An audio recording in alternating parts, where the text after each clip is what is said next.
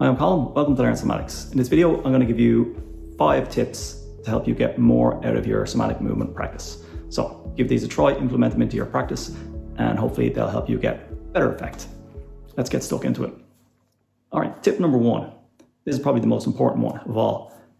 Go slow. You got to go slow when you're doing your movements, particularly on the relaxation phase of each movement.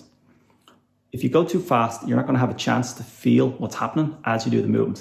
And what we're trying to feel when we're doing the movements is those muscles relaxing out, reducing the tension. So as you know, we always kind of start with a contraction first. And what that does is it puts us in charge of what's happening. We're doing a voluntary, deliberate contraction. We're making the muscles tight. And then we're doing that nice, slow, long, smooth as we can release of that tension and lengthening out that muscle back to rest. That's the bit you really want to go slow, where you can feel the muscle lengthening out. By doing it like that, by doing it slowly, you're re-establishing that control of the length of the muscle and of the motor output to the muscle of how much tension is in it. So that's tip number 1, go nice and slow. Make sure you can feel the muscles that you're trying to get at contracting and also slowly releasing. And then just have a pause at rest after that. And then once you've had that pause at rest, you can do another repetition if you need to. So tip number 1, go nice and slow. Tip number 2, close your eyes. This is one that maybe gets missed, and probably when I'm doing my videos, I might even have my eyes open quite a bit as well because I'm talking and trying to engage with you. But when you're doing your practice, it's going to make a big difference if you actually close your eyes when you're doing the movements. When you close your eyes, it puts out any external stimulus, any visual distraction that might be in your surroundings. It also forces your focus and attention inwards, internally, which is exactly what you want when you're doing your movements. You're trying to sense what's going on inside of your own body, inside of your own nervous system and your muscles. So closing your eyes helps with that enormously. If you combine the first tip of going slow with closing your eyes, you probably find that can have a profound impact on what you get out of your practice. So that's tip number 2. When you're doing your movements, close your eyes and see if that doesn't give you a little bit extra. All right, tip number 3 is never force a movement. If you find you're trying to do a movement and it's just not happening, don't bang your head off the wall trying to do it. Instead, think about doing the opposite of that movement. So for example, as someone asked a question on the comments the other day, they said, I can't lift my leg when I'm doing the back lift. So they can't, they're lying on their front, they was having a problem with lifting the leg. In that case, what I suggested was actually turn over and do the movements that involve bringing the knee to the chest. So you're doing the opposite movements. And then do that a few times. So you release the front, you release those muscles that would actually pull the leg into the ground. And in doing that, that helped the person actually be able to do the back lift properly, or be able to do it more efficiently or more effectively. So if you can't do a movement, do the opposite movement instead. That's a good general rule to go on. So if you can't arch, curl. If you can't go left, go right. And do a couple of repetitions in the other direction. Then come back to rest and then try and go into the initial movement. And you'll usually find that makes the initial movement accessible all of a sudden. I see this all the time when I'm working with people. And they're like, oh my God, that's like magic. And it's not magic, it's just your nervous system is holding you in a particular direction. So you're going to have to go into that direction first before you can come out of it.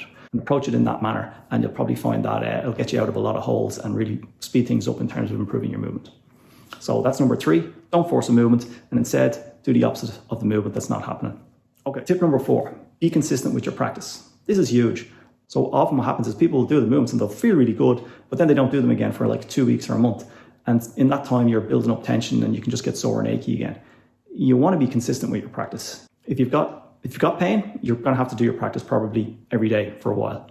Once you're feeling more comfortable, you can probably get away with doing things, like every 2 days or a couple of times a week, and that's fine. But definitely have a regular slot sort of boxed off for doing your bit of practice, whether it's a few minutes before you go to bed or a few minutes in the morning, or, you use it around times that you do sport or training. Whatever, but make it part of your routine. Make it something that you do on a regular basis.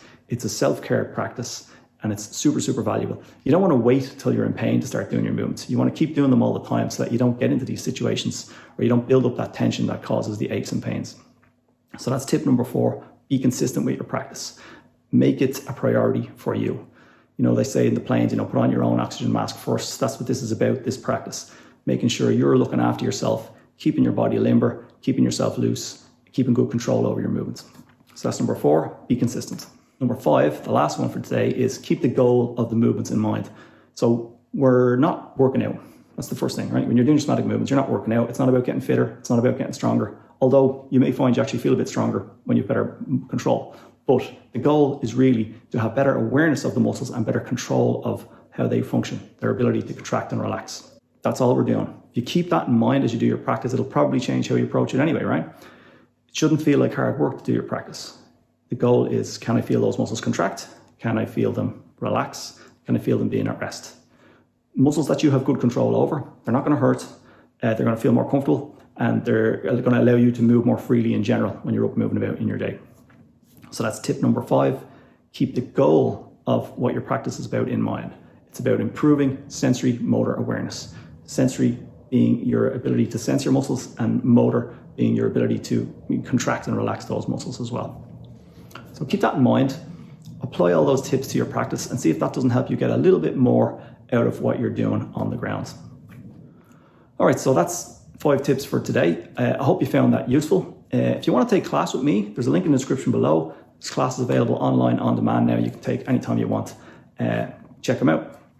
If you've got any more questions or you'd like me to address another topic in a video, let me know in the comments below. Thanks for watching, and I'll see you next time.